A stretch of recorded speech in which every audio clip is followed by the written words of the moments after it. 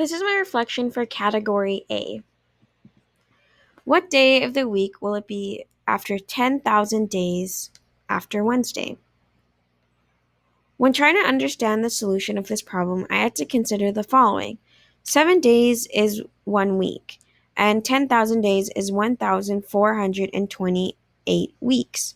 So, how many days are in 1,428 weeks? And that is 9,996 days.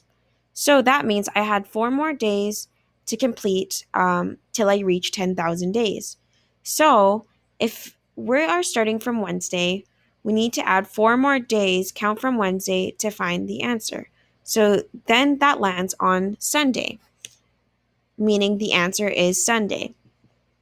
The highlights was to navigate the problem, I needed to use the UPS check for this question. One, I need to understand the problem and what I'm trying to figure out.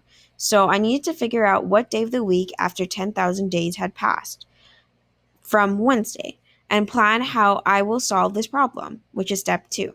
I need to calculate how many days fit in 10,000 days and add the additional days needed if the answer is below 10,000.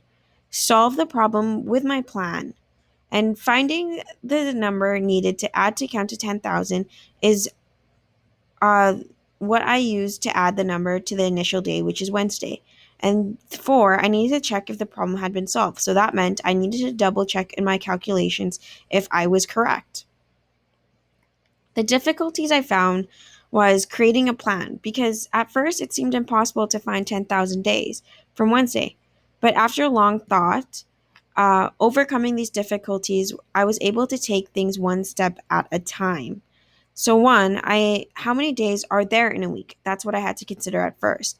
And then after doing that, I divided 10,000 from 7, which is 1,428 uh, that weeks. So that means there are 4 more remainders. So I use that to consider the actual day of the week that I was trying to find. And that is how I figured out the question using UPS.